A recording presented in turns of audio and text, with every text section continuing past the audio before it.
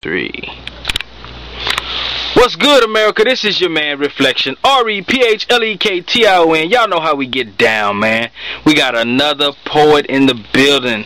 A poet extraordinaire is what I call him, man. He just laid down a poetry piece on 90.1 with us, and he just wrecked it, man. So I definitely wanted y'all to meet this cat, get a chance to hear this brother, see where he's coming from. His inspirational pieces are off the charts, man. So, you know, St. Andrew, holler at the people, man. Let the world know what's good with you.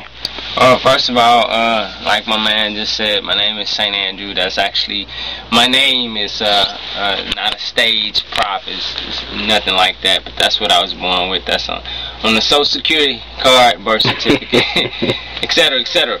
But listen, I am a poet. I've been doing poetry for a little over 10 years. I do poetry with a specific theme in mind, and that is love. You know, I'm about sensuality, I'm about relationship. I'm actually known locally as the romance poet. That's the title that I have on the open circuit for poetry. And that's usually when I spit what I do.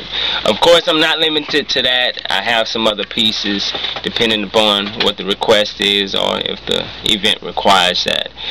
Currently, I'm working on my second project. I did my first project in 2006. I actually did my first one-man, one-mic show in 2004.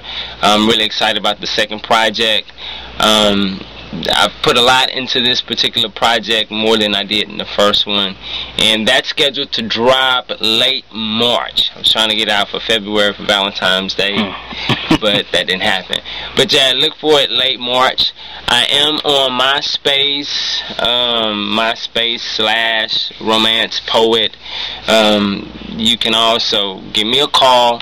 I'm not hiding from anybody. My number is 832-889-3803, and just get at me. I do weddings, I do parties, especially weddings. I love doing weddings because I have a few pieces that's been tailored just for weddings. I do graduation parties, anything especially that's related to love. You can get at me, book me. I'm reasonable. Sometimes, depending on the event, I even do it for free. But yeah, because it's not about the money for me. It's not about the green. It's not about the crop. But it's really about the love for what I do. There are a lot of poets on the scene right now, and a lot of them have a lot of different themes that they support. A lot of different ideas that they campaign, political, religious, you know, social. But again, my thing is love. I'm all about love and positive love. And one of the things that's different about the way I do poetry is I'm not vulgar. I don't do pieces that are just so explicit that you can't let your teenager listen to it. The pieces are very poetic.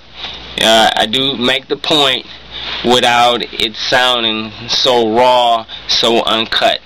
I think that's one of the things that people actually appreciate about what I do. At least that's what I've been told. Yeah. And that's majority by females. Cool. But yeah, like I said, I've been doing my thing for a good little while. There are a couple of spots around Houston that I tend to frequent. Shadow Boys, one of them, that's on Sunday nights, 213 Milam. There's also Mr. A's on late Tuesday, Poetry in the Hood, and there's another spot called 4212 that's also on Tuesdays. We have a live recording that's done on Friday night. That's seen on one of the access channels, I think channel 17. There's a live recording being done on Friday nights, and that's at 410 Main, and that's hosted by a gentleman named Caesar. So, you know, if y'all looking for some poetry, you don't know where to find any here in Houston, those are some of the premier spots. Shadow Bar, 410 Main, those are some of the premier spots. Cool. So you can come out and check it out. There's also G's and Z's, on Saturday night. That's a really, really nice spot as well. That's on Alameda with 4212 Cafe. Cool. But yeah, man, that's what it is. Cool. And that's what's happening. Now poetry is one of those quote-unquote hidden pieces of entertainment. You know, it's not a something that you see every day, like hip hop or like music videos or something like that. So, what draws you with so much passion with your pieces, man? What draws you to the poetry piece of it?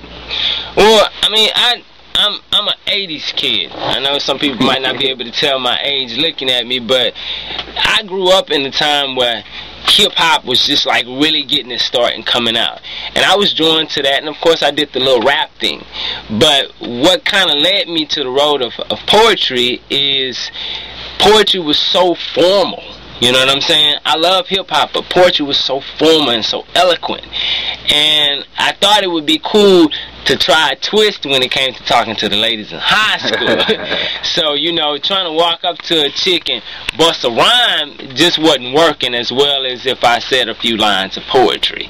You know, and that's where it started. It started as just being that thing that I was going to use to try to get girls.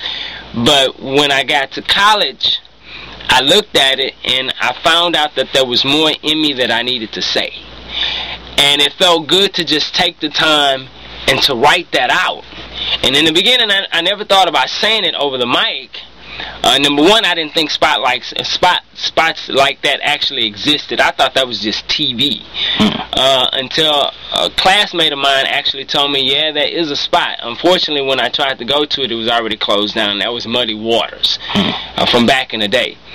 I didn't know about, there was also another spot called Mahogany, but I didn't find out about that until years later.